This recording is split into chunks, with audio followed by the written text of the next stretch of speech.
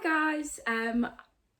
So I'm just gonna go straight into it. I'd like to welcome the 21 of you back who are already subscribing and welcome any new followers. And then coming into 2021, I've made a lot of lifestyle changes. So I was like, you know what? Why not put it all on YouTube and let you guys follow my journey? I won't go too much into an introduction video now because I'm guessing a lot of you who are here already know a little bit about me. But I'm going to start off strong and I'm going to talk about my journey to minimalism. So if you've never heard the word minimalism before or like heard of a minimalist, it's the opposite of a materialist basically. And the reason that I've embarked on this journey is one, as a direct result of 2020 and everything that's gone on in the year. It's really made me reflect on what's important and and what is worth spending my time, effort and money on.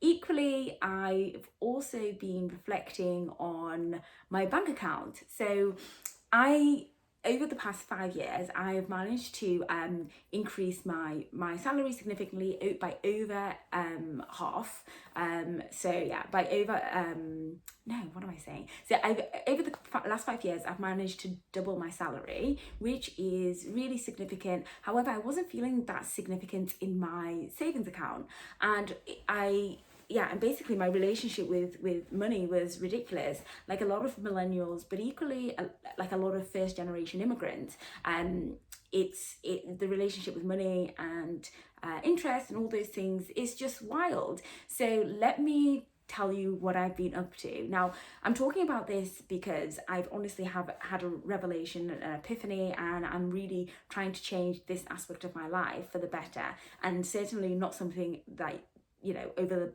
the next 1-2 years. I'm talking for the next 10 years. I'll tell you a bit about myself. So I got my first job when I was in college, and at that point I remember the first thing I bought with that money was Thierry Mugler Alien, that perfume. And that was because that was more of a sentimental thing. And I remember I said to myself, when I get money, I'm going to buy that perfume. So that's what I did. And bear in mind, I was getting paid something like £4.20 an hour at that time. And I managed to, and doing 4-hour shifts in a shoe shop, I managed to save enough money and spend literally all of it on £100 50ml perfume, something like that.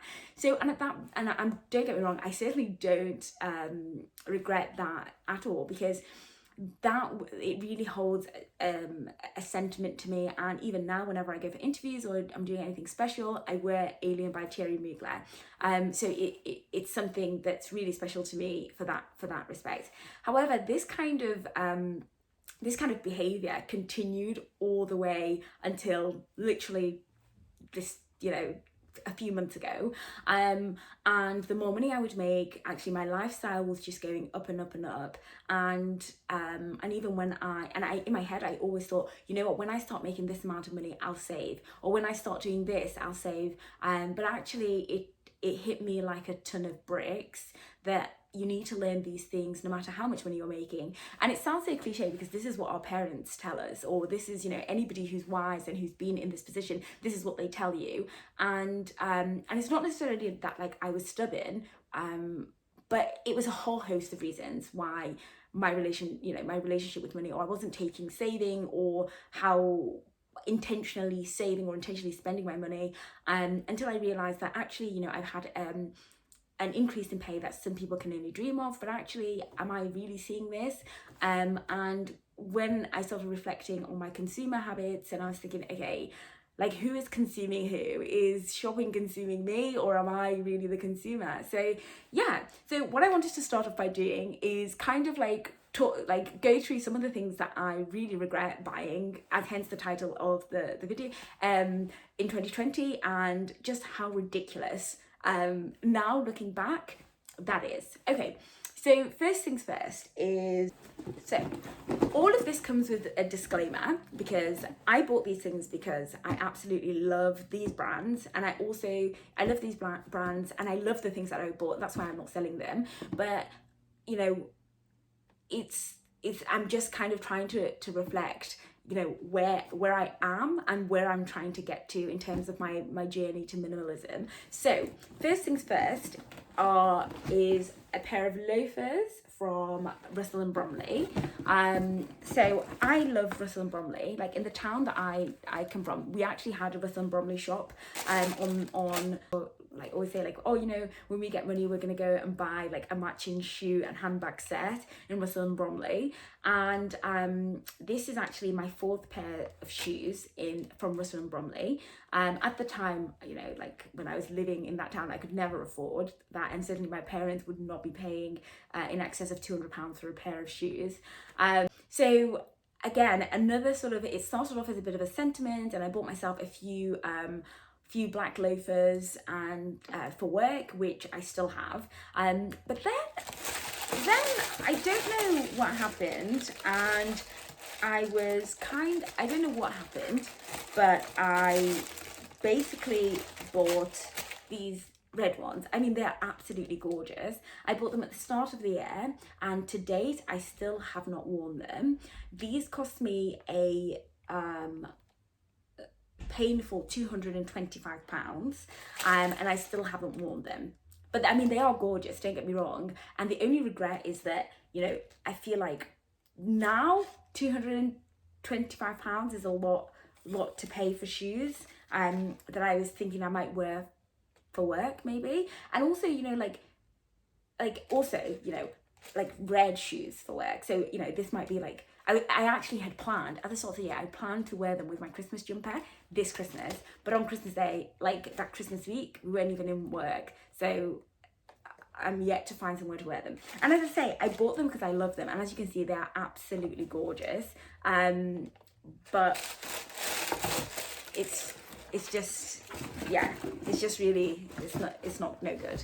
And then, let's see. This one, if I were to make a video like this every if I was to make a video like this every year, I would include this pair of shoes in every single video, because the damage literally has hit me, like, considering how little I've worn these shoes. I think I've worn them 3 times, and they just don't go with my lifestyle anymore. I don't go clubbing.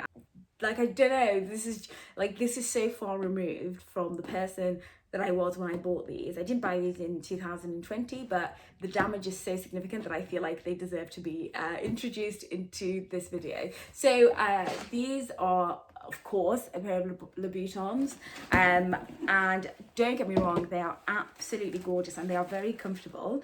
But I mean, I don't know.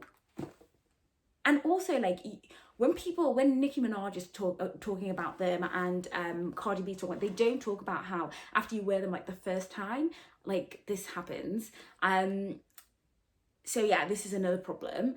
And I've worn them 3 times, and you can imagine the 3 times where I wore them, I basically had a taxi drop me off at the door and then pick me up. Like, I wasn't walking traipsing around town in them, and they were, I mean, gosh, close to £700. So let's say, for argument's sake, there was £650, but still, it's ridiculous. Okay, and let's go back to what has been some of the mistakes of 2020. I'm a big believer in like, seeing is believing. You know, dress for the job that you want, not for the job that you're in.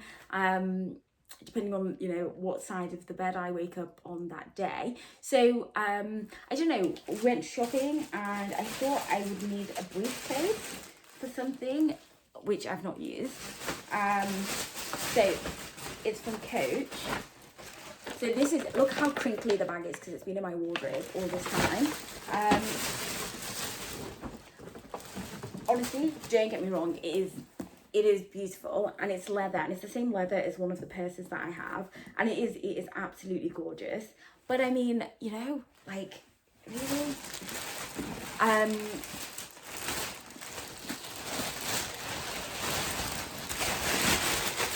and then on the same trip, but on a different day, we went back to Coach, and I bought this sort of Filofax thing. But I mean, like, like you know what, I really, like, now that I'm doing this, I just see how ridiculous like my spending habits were. And without going into like, you know, the numbers and things of you know, what money was coming in and what money was going out, but you can see this is the tangible things that I spent money on, and even they are ridiculous. You can imagine what my habits were to food, you know, eating out. So yeah, like, I'm not going to sell these things because I feel like they're very much an important reminder of the person, or what, you know, the behaviors that I once had. And don't get me wrong, they're all gorgeous and I love them, and I'm going to try my best to wear them. So I'm going for more of a pragmatic minimalism. Like, it's not a political statement in any sense of the word. Like, I'm really trying to do this as a pragmatic solution to some of the terrible consumer habits that I've picked up. So I'm going to keep it, and I'm going to hopefully wear it somewhere, but I'm certainly not going to be acquiring any more of this stuff. And when I sort of was reflecting on why I might have these kind of behaviors, I was thinking, like, is it because like I'm a first generation immigrant, like, or, you know, my parents shopped in charity shops when I was growing up, and they didn't understand why anybody would spend X amount of money in Debenhams when you could just buy the same suit from a charity shop. And I resented that a lot in it for so many different reasons. As I got older, I completely understood the principle, and I was down with the principle. In my undergraduate, I only shopped in charity shops or thrift shops, but there was still that side of me that felt that you know, I deserve these things because I work hard, and certainly I do deserve them, but at what cost? And could that money be better packaged and, you know, better used to benefit me in the long run? So these are just some of the reasons why I've decided to take a journey to be more minimalistic and you know, save money, really appreciate the things that I've got, use the things that I've got instead of just consuming on autopilot, and also, yeah. So, but I think, you know, the biggest motivator is certainly to save money and see where the fruits, and be an intentional spender. So yeah, I hope you guys enjoyed this video, and I'm going to be making some more about some of the kind of detailed things that I'm going to be doing here on, but I just wanted to give you a kind of idea of where we're starting from, and, you know, and kind of so for you to realize that there's a long way to go, and that hopefully excite you to stay on my journey. And yeah, so thank you so much for tuning in, and I hope that you will like and put a comment down below on whether you would actually think about changing certain aspects in your life to be a bit more minimalistic and spending money more intentionally, rather than just engaging in sort of autopilot consumer behaviors like me, or should I say the old me. So yeah, and if you do subscribe, please turn on the notifications bell, so YouTube can tell you when I'm here exposing myself. Thank you so much for staying on. If you get to this stage of the video, I'd like you to pop in the comments something that you have bought, and when you think about it, you think, okay, that was completely unnecessary, and that money could have been better repurposed for something else that would have benefited you in the future. Take care, and I hope to see you soon.